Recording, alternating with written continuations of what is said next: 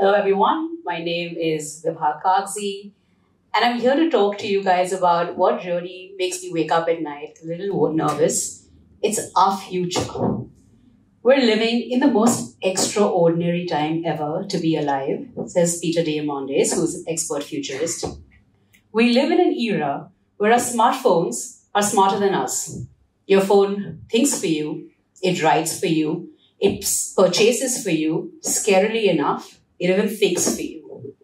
This is an extraordinary time because there are extraordinary changes happening all around us. We're seeing rapid changes, advancements in biology that can help you grow organs. Imagine livers, kidneys, etc. being raised in a laboratory and then transplanted into your bodies. Advancements in genetics that can help you design babies of your choice. You can now design a baby with toughened skin, laser-sharp eyes, who knows what else. Architectural developments will create flexible spaces. This auditorium, in a matter of minutes, could be converted into a gymnasium. Food technology can now grow meat in a laboratory with live cells, but no live animals. Is that going to define vegetarianism for us? The world as we know it today is poised to change very drastically. 65% of children in grade school today are predicted to work in jobs that have yet to be invented, says a book on future of jobs. That's right. We might soon have professional TikTok historians and meme therapists. Not only will we rethink the concept of jobs, but we're going to reconfigure the entire social contract. We will change the what, the who, and the how of our lives. Let's see how. What kind of jobs are going to exist? Jobs of the future will require thought, skill, and innovation. What jobs will become redundant? Jobs that require monotonous, repetitive, computational tasks, or anything that can be done better and faster than a machine. What changes is generative AI going to bring? Is it going to make us lazy, less intelligent, or will it reduce routine work and open up lots more time for productive tasks? The future is going to change how we do things. How will we go to college?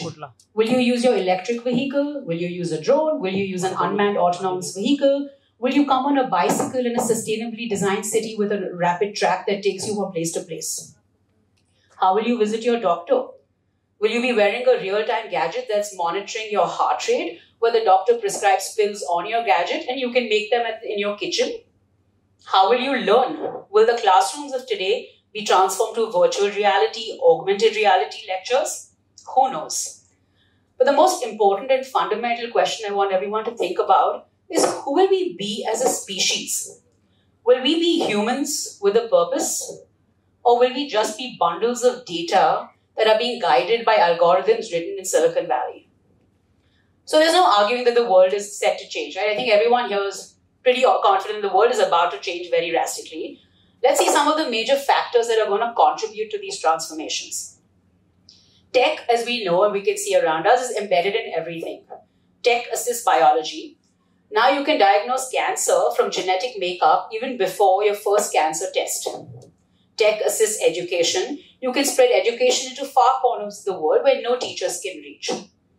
Tech can help agriculture create seeds and plants that are resistant to disease, completely obliterating the fertilizer industry. Tech can help the environment by creating accurate programming that can map your carbon footprint and also tell you what to do about it. Let's talk about the environment as the second factor. It's one world or now. There really is no plan B. Global warming is leading to more natural disasters than ever before. The planet is going to see severe food and water shortages by 2050. A lot of change is needed in the climate space, and hopefully it's on its way. Third factor, globalization.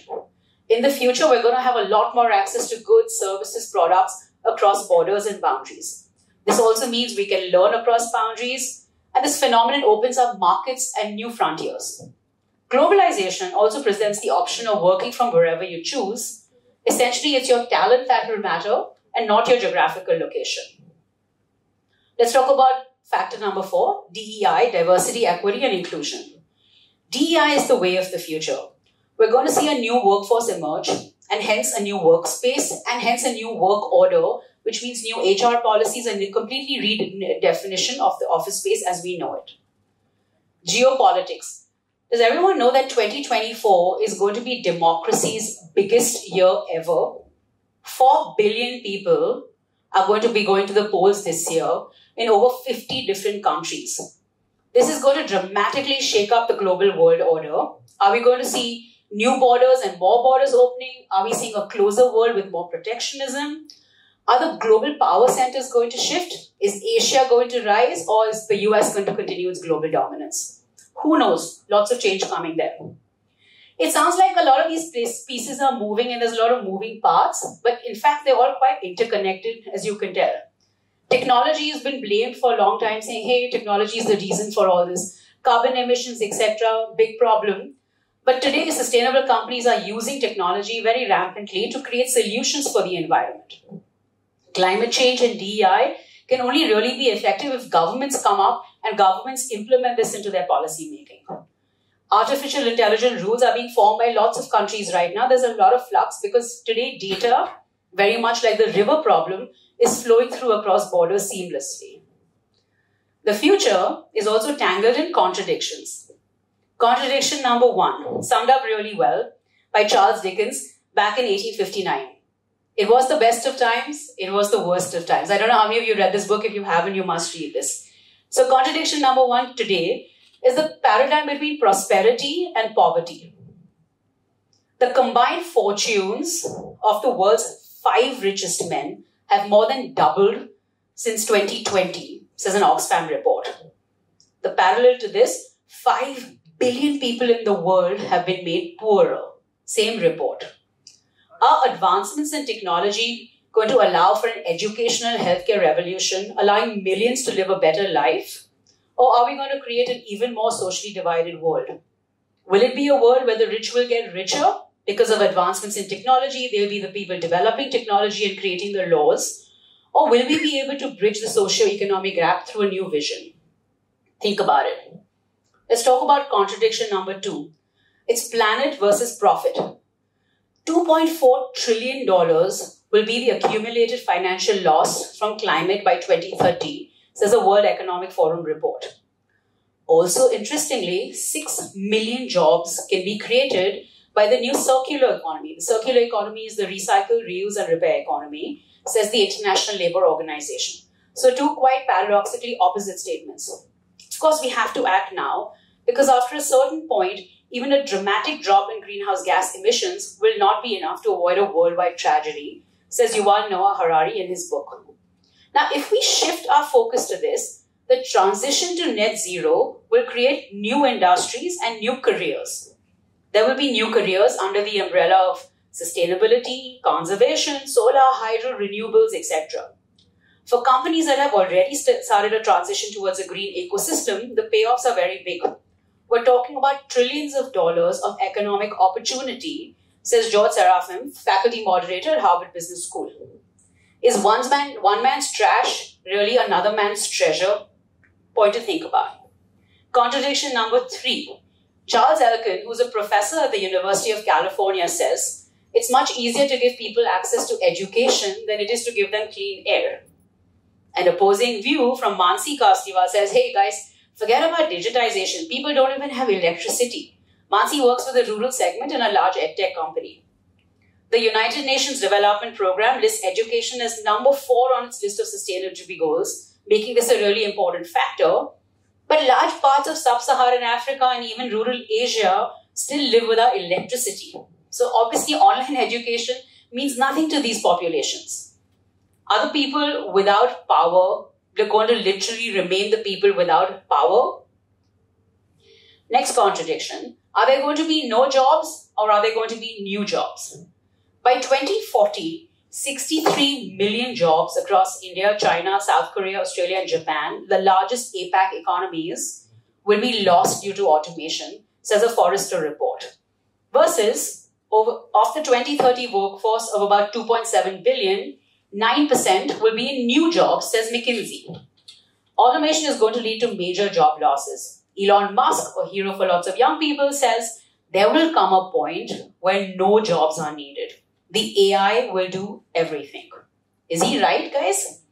Well, within the first 2 months of 2024, we have seen the tech industry lay off almost 75,000 jobs globally. But experts are also predicting that while machines will take away our jobs, the human mind will become free to innovate. And with that innovation and tech, new jobs and new frontiers will open. Are we going to live in a world free of jobs, or are our jobs going to get redefined? Honestly, the future lies in what you do today. Mahatma Gandhi ji said, the future depends on what you do today. This is a quote from his book that he wrote, Autobiography of Truth. The onus really is on all of you and all of us to change the world. You can future-proof your own success.